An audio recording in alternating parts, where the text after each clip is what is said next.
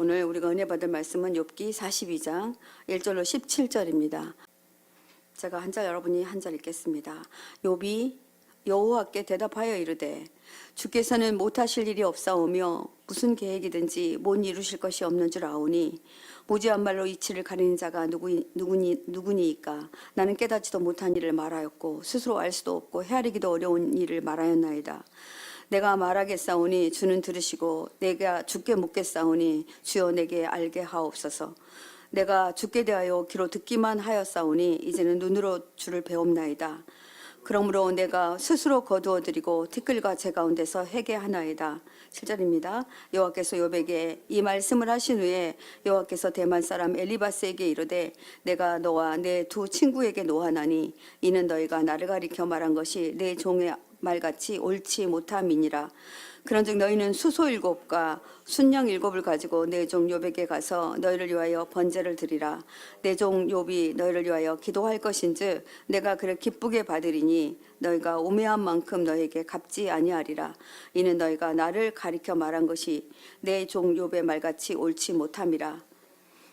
이에 대만 사람 엘리바스와 수앗 사람 빌닷과 나아마 사람 소발이 가서 여호와께서 자기들에게 명령하신 대로 행하니라. 여호와께서 욥을 기쁘게 받으셨더라. 욥이 그의 친구들을 위하여 기도할 때에 여호와께서 욥의 공경을 돌이키시고 여호와께서 욥에게 이전 모든 소유보다 갑절이나 주신지라. 이에 그의 모든 형제와 자매와 이전에 알던 이들이 다 와서 그의 집에서 그와 함께 음식을 먹고 여호와께서 그에게 내리신 모든 재앙에 관하여 그를 위하여 슬퍼하며 위로하고 각각 쾌시타 하나씩과 금고리 하나씩을 주었더라. 여호와께서 욥의 말년에 욥에게 처음보다 더 복을 주시니 그가 14,000과 낙타 6,000과 소 1,000결이와 암낙이 1,000을 주었고 또 아들 7과 딸 3을 두었으며 그가 첫째 딸은 여미아라 이름하였고 둘째 딸은 구시아라 이름하였고 셋째 딸은 게렌 합복이라 이름하였으니 모든 땅에서 욥의 딸들처럼 아리따운 여자가 없었더라. 그들의 아버지가 그들에게 그들의 오라비처럼 기업을 주셨더라. 그 후에 욥이 140년을 살며 아들과 손자 4대를 보았고 함께 읽겠습니다. 욥이 늙어 나이가 차서 죽었더라. 아멘. 하나님의 말씀입니다. 욥은 성경에서 말하기를 가나안 지역을 할부하던 아브람 시대의 사람이었을 것으로 이렇게 보여집니다. 그가 우스 사람이라고 하는데 우스 땅은 나중에 훗날 에돔 사람들이 사는 땅이 됩니다. 성경은 욥이 정확하게 의인이었다 이렇게 증언합니다. 그의 의인은 훗날 에스겔서에서도 기록될 만큼 대단했던 것 같습니다. 욥이 의인인 까닭은 하나님을 경외하며 악을 멀리하고 하나님으로부터 오는 지식과 의에 대한 갈망을 삶에 적용하는 사람이었기 때문에 그렇습니다. 그러니까 지금도 이렇게 의롭게 살아가는 사람들이 많습니다. 하나님의 말씀에 따라 살고 말씀에 순종하는 사람들입니다. 그는 부자였다 성경은 기록합니다. 스라의 아들 7, 딸 3이 있었고 양이 7,000, 낙타가 3,000, 결의소가 500쌍, 암나귀가 500쌍.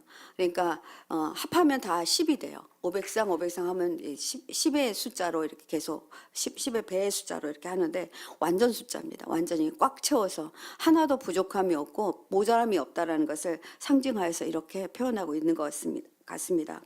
욥은 자기 자식들이 부지불식간에 자신도 모르게 죄를 지을까봐 자녀들의 수에 따라서 그러니까 10명의 자녀가 있었기 때문에 10번의 제사를 날마다 드렸어요. 자기 자녀들이 오늘도 죄를 범하지 않게 해달라고 그런 사람이었습니다. 이런 욥을 시기하는 존재가 있었는데 그 존재는 바로 사단입니다. 세상을 두루다니며 천상으로 돌아온 사단에게 내 종 욥을 보았느냐 하고 하나님 먼저 말씀을 거십니다. 그러니까 하나님은 세상 사람 다 건드릴 수 있으나 내 종 욥은 네가 아무리 그 악함을 찾으려 해도 찾을 수 없어서 자기 자랑하신 겁니다. 자기가 자랑할 만큼 귀한 사람이었다고 하나님은 그렇게 말하는 것입니다. 사단은 하나님이 지금까지 욥에게 얼마나 특별한 복을 주셨어요. 누구든지 그렇게 풍요롭다면 다 하나님께 그렇게 하죠. 그런데 그 사람에게서 다 빼앗아 보세요. 그도 사람인데 별 수 있겠습니까? 라고 사단이 하나님께 말합니다. 그런데 하나님은 너의 생각이 잘못되었다. 내 종 욥은 어떤 경우에도 믿음이 변치 않을 사람이다. 이렇게 단언해서 말씀하십니다. 사단은 그럼 한번 시험해 볼까요? 이렇게 말합니다. 그런데 하나님은 거침없이 그래도 좋다. 그러나 단 그의 목숨만은 건드리지 말아라. 이렇게 말합니다. 하나님의 허락을 받은 사단은 아주 춤을 춥니다. 욥을 치기 시작합니다. 숨 쉴 틈도 없이 잔인하게 순식간에 진행됩니다. 첫 번째로는 들에서 일하던 종들이 산적의 습격을 받아서 모든 가축들을 빼앗깁니다. 그리고 갑자기 광야에서 강풍이 일어났는데 잔치하던 마다들의 집에 이 열자매가 다 형제자매가 모여 있었던 것 같습니다. 거기서 모두 한꺼번에 아마 천막이 무너졌던지 죽게 됩니다. 욥은 하루아침에 재산과 자식을 모두 잃습니다. 그러나 그는 자세를 가다듬고 땅에 엎드려 하나님께 경배하며 절대적인 하나님의 주권임을 고백합니다. 그리고 자신은 이렇게 말합니다. 내가 빈손으로 왔는데 죽을 때도 빈손으로 죽게 될 것이다. 내가 누리던 모든 것은 있을 수도 있고 없을 수도 있는 것들에 불과하다 고백하고 하나님이 주신 것이니 하나님이 거두셨다고 인정합니다.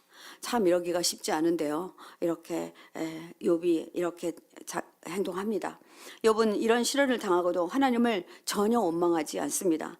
원망하는 대신 하나님께 제사를 드립니다. 여러분 어떻습니까? 환난을 당할 때 우리의 모습과 너무 사뭇 다르지 않습니까? 어떤 어려움을 당하면 일단 우리 성도들은 또 제 자신도 예배 드리기가 어렵습니다. 예배가 들어오지 않고 목사님의 말씀이 들어오지 않고 예배가 자체를 뭐 드리고 싶지도 않고 교회 오고 싶지도 않습니다. 그런데 욥은 달랐습니다. 사단의 두 번째 공격이 시작됩니다. 욥의 생명을 이어가지 않는 선에서 그에게 지극히 견디기 어려운 병을 주는데 여러분 정말 악성 종기 막 가려워서 어쩔 줄 모르는 한번 알아보셨습니까? 전 두드러기를 좀 심하게 알아본 적이 있는데요. 정말 견디기 어렵더라고요. 그래서 막 손톱으로 박박 긁고 했는데 그가 얼마나 가려웠던지 옹기 조각을 주어서 자기 몸을 벅벅 긁습니다. 피가 나고 악성 종기가 나고 진물이 철철 흐릅니다. 그 벅벅 긁는 모습을 보고 그의 아내가 이렇게 말합니다. 당신이 믿는 하나님은 뭐 하시기에 이렇게 가만히 계시는 겁니까? 차라리 하나님을 저주하고 죽어버리십시오. 이렇게 말합니다. 욥은 그런 아내를 오히려 나무라고 하나님께 좋은 것을 받는 것처럼 나쁜 것도 받아야 한다고 말합니다. 이 말에 여러분 동의가 되십니까? 저는 상담하면서 기독교인들로부터 가장 많이 받는 질문이 자기가 환난 중에 있을 때, 자기가 극한 어려움이 있을 때 하나님은 살아 계셨는지, 그리고 하나님이 계셨다면 왜 보고만 계셨는지, 이거에 대한 분노를 쏟아내는 성도님들을 많이 보아왔습니다. 하나님이 계시지 않았기에, 나를 버리셨기에 내가 그런 일을 당하도록 벌어두셨다, 이렇게 말합니다. 사랑하는 아내도 자신에게 아무 힘도 없는 하나님을 믿는다고 저주하는 마당에 더 가관인 것은 욥의 친구들입니다. 아마 욥이 가장 친하게 지냈던 베스트 프렌드 3명이 있었던 것 같습니다. 이 3명의 친구가 욥을 위로한다고 찾아옵니다. 욥을 만난 그들은 몰골이 많이 아닌 욥의 모습을 보고 사실은 한동안 거의 한 어간을 그의 곁에 앉아 있었다고 합니다. 너무 아마 기막혀서 앉아 있었을 것 같습니다. 말할 수 없는 재난을 당하여 갑자기 자식을 잃는 사람을 위로할 말은 세상에 어떤 말도 없습니다. 저는 함께 여성교회 일을 하던 제가 지방에 일을 했었는데요. 제가 여성교회 회장이어서 장권사님이라는 분이 계십니다. 그분이 98년 경기도 안양에 큰 폭우가 내렸습니다. 집이 갑자기 떠내려가고 하나밖에 없는 아들이 물에 급류에 휩쓸려 내려갔습니다. 자기 동생과 함께 휩쓸려 내려가다가 동생은 구조를 받았고 자기 아들은 이제 일주일 후에 건져냈는데 정말 퉁퉁 부은 모습으로 발견됐다고 합니다. 그분은 울지를 못했습니다. 망연자실하여서 울지도 못하고 정말 신음소리 하나 내지 못했습니다. 저는 그분 곁에서 어떤 위로로 어떤 도움을 드릴지 아무 생각이 나지 않았습니다. 하나님은 제 입을 열 수 없게 만들었다 싶습니다. 그분 곁에서 저는 계속 울기만 했습니다. 우는 소리도 크게 낼 수가 없었습니다. 장권사님은 참 신실한 신자였고 교회 일이든 지방의 일이든 정말 앞장서서 하시는 분이었고 어떤 일이든 그 선한 일에는 빠지지 않는 분이었습니다. 그런데 왜 이런 분에게 이런 일이 일어났을까요? 이 일을 말로는 설명할 수 없는 상황이었습니다. 여러분, 때로는 어줍잖은 위로보다 침묵이 훨씬 큰 위로가 된다는 것을 그때 깨달았습니다. 훗날 장군사님은 저에게 이렇게 말씀해 주셨습니다. 그냥 아무 말 없이 내 곁에 있어 주어서 고맙다고. 누군가 이런 슬픔을 당할 때는 우리는 그 일에 대한 평가를 내리려고 합니다. 이런 일을 당할 때는 반드시 너에게 무슨 잘못이 있어서일 거야. 슬픔과 좌절 앞에 있는 사람에게 얼마나 큰 비수를 꽂는지 모릅니다. 저도 작년에 참 많은 일들을 당했습니다. 냉동실에 갇히고 손가락 뼈가 부러지고 혈압이 올라가 응급실에 실려가고 또 심지어는 교통사고를 당할 뻔한 일이 있었습니다. 어려움을 연거푸 당하는데 누군가 저에게 혹시 목사님이 뭔가 잘못해서 그런 거 아닐까요? 이렇게 이야기하는 것입니다. 그래서 위로라고 하는지 참 제가 그때 그 말을 참 잊을 수가 없습니다. 고통 가운데 있는데 고통을 함께 해주지 못하고 제게 무슨 잘못이 있어서 이런 일이 일어난다라고 말씀하시니까 제가 그때 하나님께 물었습니다. 하나님, 제가 진짜 뭔가 잘못하고 있습니까? 여러분, 과연 우리에게 찾아오는 고통이 죄의 증거일까요? 죄를 지었기 때문에 고통을 받는 것이라는 추론으로 사람을 판단해서는 안 됩니다. 그런 판단은 상대를 완전히 파괴하게 됩니다. 저도 그 말을 듣고 오랫동안 좀 상처를 입었고 그분을 보기가 좀 어렵더라고요. 유지니아 프라이스는 적절한 답은 없다라는 책에서 백혈병으로 아이를 잃은 어떤 어머니에게 어떤 교인이 하나님께서 당신의 아이를 데려간 것은 당신의 삶의 중심에 하나님을 모시지 않았기 때문이 아닐까요? 이렇게 말했다는 거예요. 그 어머니는 이 말을 듣고 충격을 받아 그 후에 말을 잃었다고 합니다. 나중에 정신병원까지 가게 되었다고 합니다. 자식을 잃고 고통스러워하는 어머니에게 자녀의 죽음이 그 원인이 어미 자신에게 있다는 것을 듣는 그녀는 정말 제정신으로 살 수 없었겠지요. 선한 일을 하며 고통을 당하지 않고 고통을 당하고 있다면 죄를 짓고 있다는 증거다. 이런 견해, 이게 진리입니까? 잘못된 진리로 고통 중에 있는 사람을 아주 죽음으로 몰아넣는 행위, 우리 이제 그만두어야 할 것입니다. 욥의 친구라는 사람들이 바로 그런 사람들입니다. 욥은 자신의 고통을 함께 해준 친구들에게 용기를 내어서 말합니다. 내가 이 땅에 태어나지 말았어야 됐어. 내 생일이 저주스러워. 여러분, 그렇게 얘기하지 않게 되나요? 아마 욥도 옆에 있는 사람들에게 자신의 신세를 한탄했을 것 같습니다. 죽음을 갈망하기까지 합니다. 나 죽고 싶어. 이렇게요. 욥은 이 시련으로 깊은 우울감에 빠졌을 것으로 보입니다. 끝나지 않으며 끝나지 않는 그 시련을 자기 스스로 해결할 수 없기 때문에 자기 생명을 그냥 던져버리려고 하는 것입니다. 그렇게 함으로 하나님의 무능함에 대한 복수를 하라고 사단은 지속적으로 말합니다. 하나님 너 보호하고 있지 않아. 너를 버리고 있는 거야. 이렇게 말합니다. 욥은 죽는 것이 자신에게 최상의 선택이라고 생각합니다. 이제 더 이상 견딜 수 없으니 이 고통에서 그만 멈추고 싶다고 이야기합니다. 여러분, 고통이 너무 크면 미래에 대한 희망이 사라집니다. 그리고 꿈이 사치품이 됩니다. 사람은 이런 상황이 되면 뭘 한다고요? 자살을 선택합니다. 여러분, 주위에 자살하시는 분들 그래서입니다. 그분들이 위로받지 못해서, 그분들이 정말 그 답을 얻지 못해서 이런 일들이 일어납니다.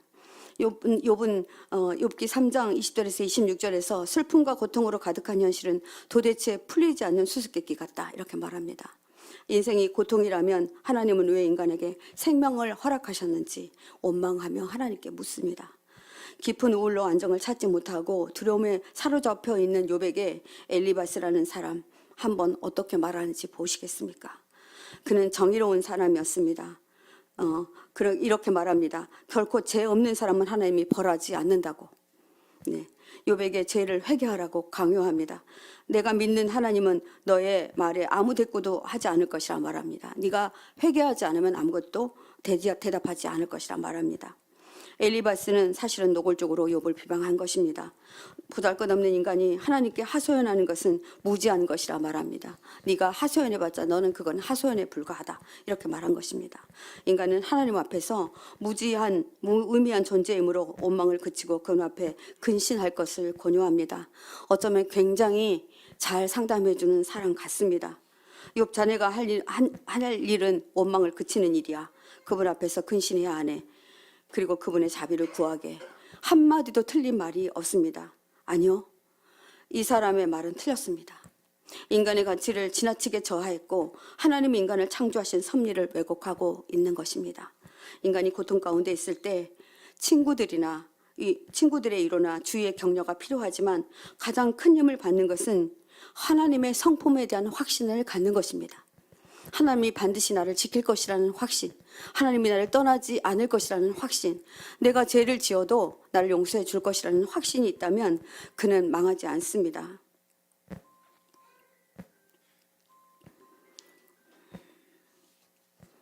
하나님은 전능하시며 그분의 선하심은 완전합니다. 나의 창조자이시고 설계자이시고 위로자이시고 구원자이신 하나님은 우리를 반드시 회복시키십니다. 엘리바스는 참 지식도 풍부하고 대단히 많이 배운 사람입니다. 그러나 그는 정말 교만한 사람이었습니다. 여러분, 우리가 종종 엘리바스가 되지 않습니까? 믿음이라는 이름으로 하나님에 대한 나의 제한된 지식을 다른 사람에게 강요하고 있지는 않습니까? 엘리바스는 욥에게 가장 친한 친구였습니다. 그는 그의 고통을 헤아리지 않았고 옳고 그름의 잣대로만 그를 대했던 것입니다. 우리도 이렇게 하고 있다면 하나님께 나아가 우리 자신을 먼저 회개해야 할 것입니다. 욥의 신음의 귀를 조금이라도 기울였다면 절대로 할 수 없는 말을 한 것입니다. 저는 헤럴드 시처의 하나님의 앞에서 울다라는 책을 읽으면서 가슴이 먹먹해졌던 기억이 있습니다. 시처가 탄 차가 맞은편에서 차량 한 대가 빠른 속력으로 달려와 중앙선을 넘어 자신의 벤 차량을 덮칩니다. 그의 눈앞에 아내와 어머니, 딸이 숨이 멎은 채 뒤엉켜 있는 것을 봅니다. 충격이 너무 커 구토가 나고 상실감에 가슴이 갈기갈기 찢기는 듯 했습니다. 차는 그 형태를 알아볼 수 없을 정도로 구겨졌고 여기저기 흩어진 파편, 가족들의 찢겨진 시신을 본 시처는 몇 날이 가도 그 장면을 지워낼 수 없게 되었습니다. 그러나 그에게 책임져야 할 3명의 남은 자식이 있었기에 겨우 버티며 살아갑니다. 기도하고 싶어도 무슨 말을 해야 할지 아무 생각이 나지 않았습니다. 그는 겨우 할 수 있는 소리는 신음소리밖에 없었습니다. 그러나 사랑하는 성도 여러분, 우리가 기도할 수 없다 해서 교회에 안 나오시면 안 됩니다. 우리가 와서 깊게 토하는 한숨소리, 기도가 나오지 않아서 앓는 소리 같은 소리, 하나님은 다 듣고 계십니다.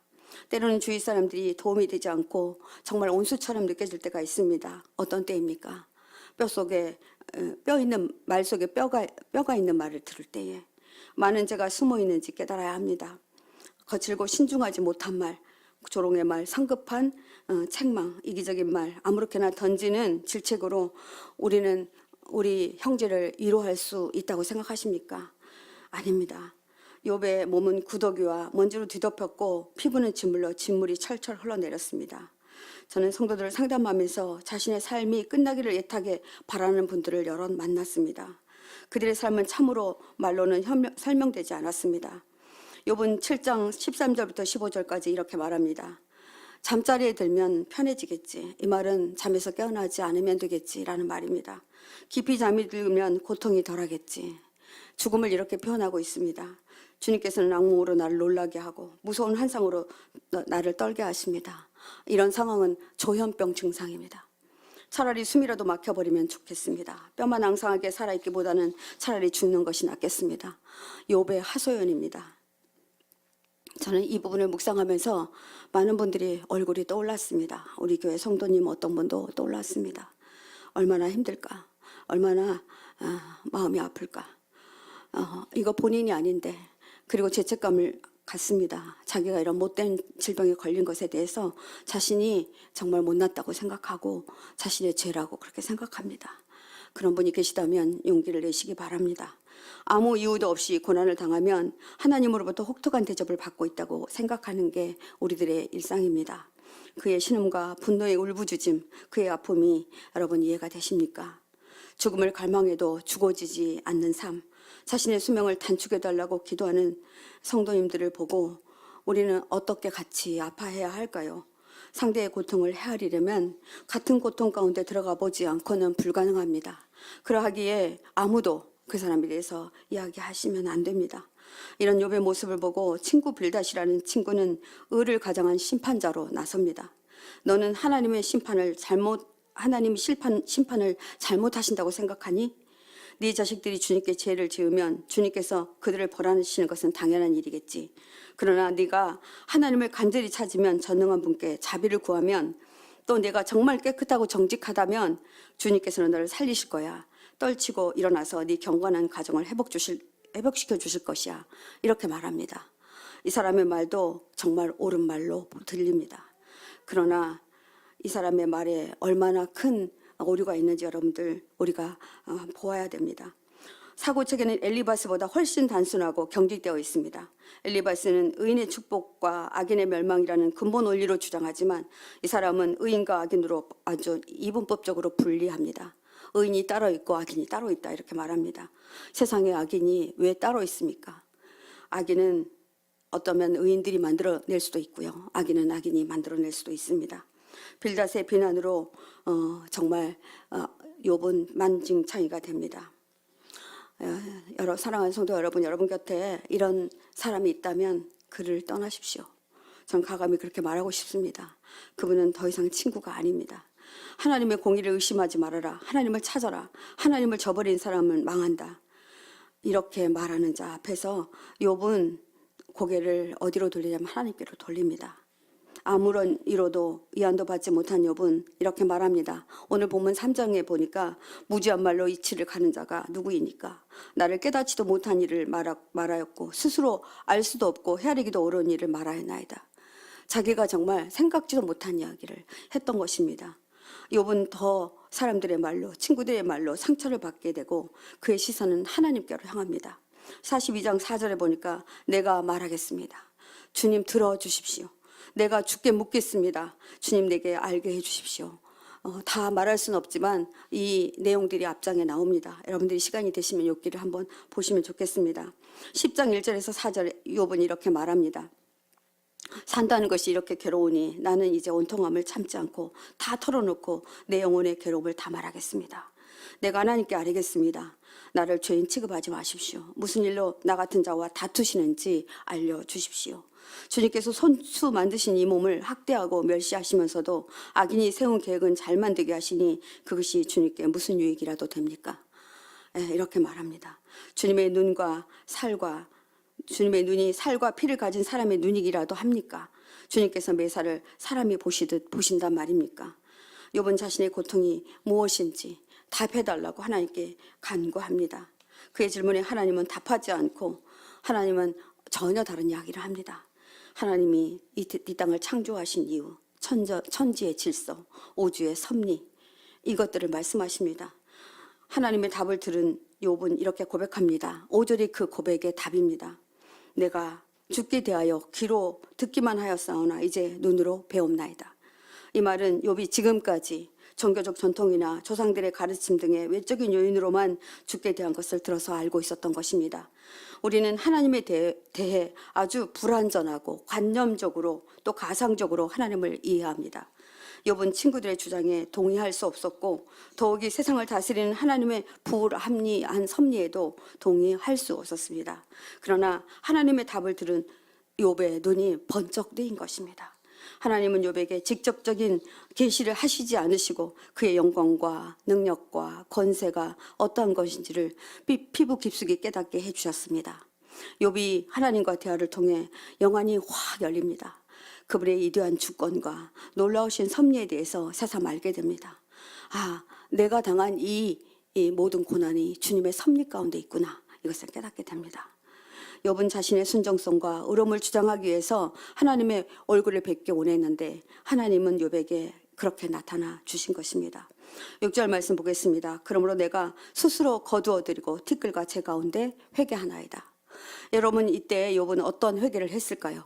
저는 성경에 말하지 않고 있는 욥의 회개를 한번 상상해 보았습니다.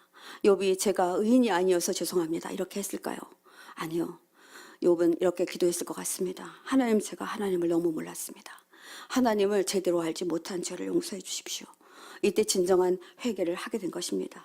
그는 티끌과 죄를 뒤집어 쓰고 진정으로 지금까지 해보지 않은 죄를 회개합니다. 저도 고난을 겪을 때 욥과 같은 행동을 할 때가 너무 많았습니다. 고난의 뒤편에 있는 주님이 주실 축복은 절대 알지 못하고 힘들게 한 사람을 원망하고 이렇게 만든 사람들을 미워할 때가 많았음을 고백합니다.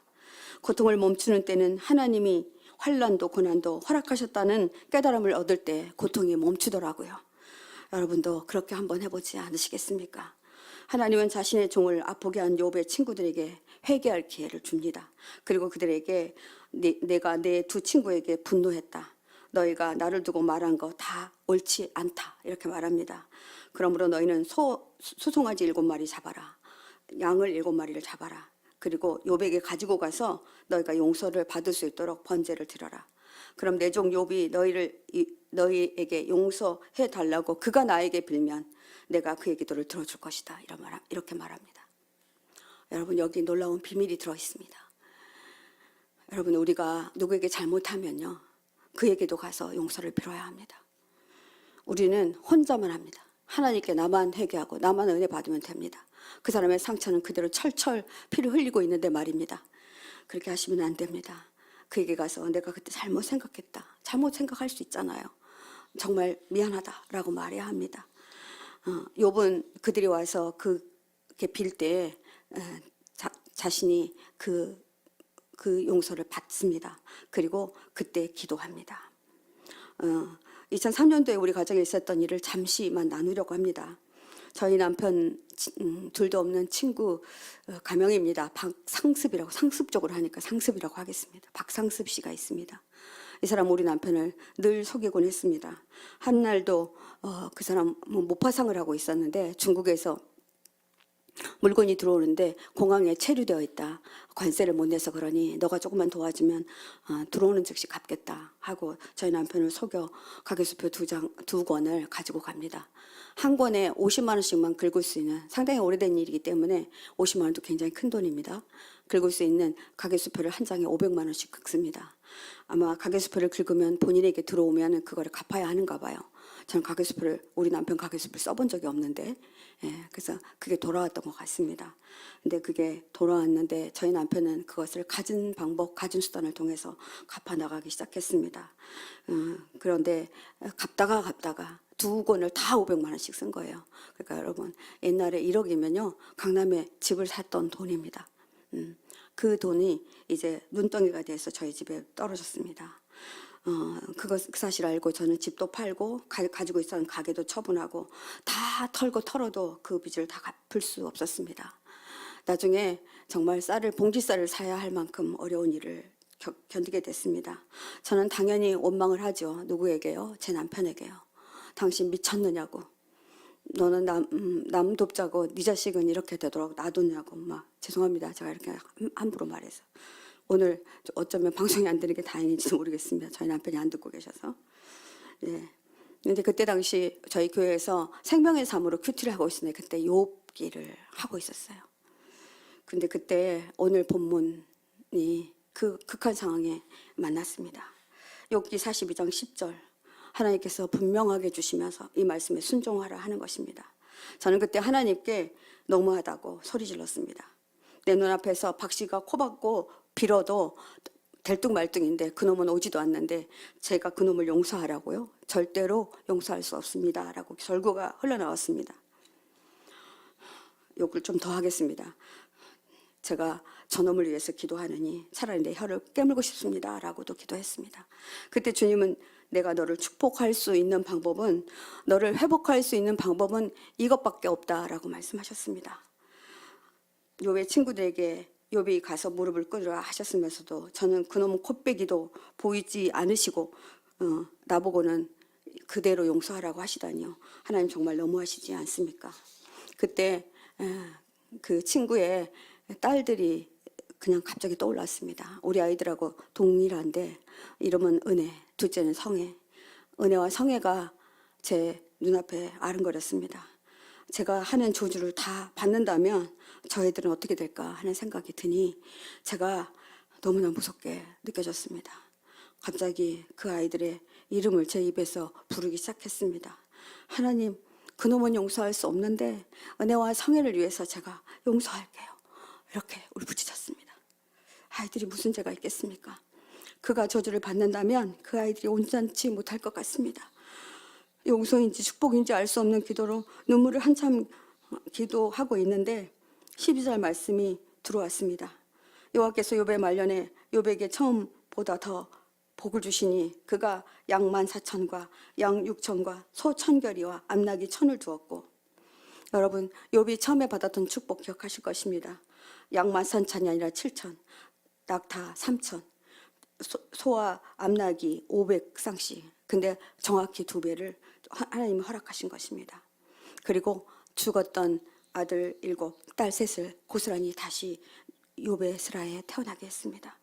성경은 이 딸들의 이름을 하나하나 기록합니다. 첫째 딸 여미야라는 이름을 짓습니다. 짓고 이 이름은 사랑과 순결이라는 것을 의미하여서 욥이 그 아이의 이름을 이렇게 짓습니다. 둘째 딸 구시아는 향기라는 뜻입니다. 기도의 향기라는 뜻입니다. 내 기도가 응답되었다는 뜻으로 여미야라 구시아라 짓습니다. 셋째 딸 게렌박복은 눈이 아름답다는 뜻입니다. 정말 하나님을 바라보는 자신의 눈이 아름답다고 아마 그렇게 생각해서 지은 것 같습니다. 욥의 7 아들들의 이름은 언급되지 않는데 딸들의 이름이 기록된 것은 특이할 만한 일입니다. 아마 욥이 딸들을 무척이나 사랑했던 것 같습니다. 이 딸들의 이름이 고대 근동에 멀리 전해졌다고 합니다. 그리고 그 뒤 욥은 140년을 더 살고 자신을 술을 누이고 죽었다고 성경은 증언하고 있습니다. 이해할 수도 없고 애매한 고난 중에 있는 분들이 오늘 말씀으로 일어서기를 저는 간절히 기도합니다. 하나님은 누가복음 28절을 통해서 너희를 저주하는 자를 위하여 축복해라, 너희를 모욕하는 자를 위하여서 기도해라는 말씀을 우리에게 주십니다. 이 말씀 기억하고 지금의 고난과 역경에서 일어서시기 바랍니다. 나를 힘들게 했던 그 사람을 여러분 자신을 위해서 용서하시기 바랍니다.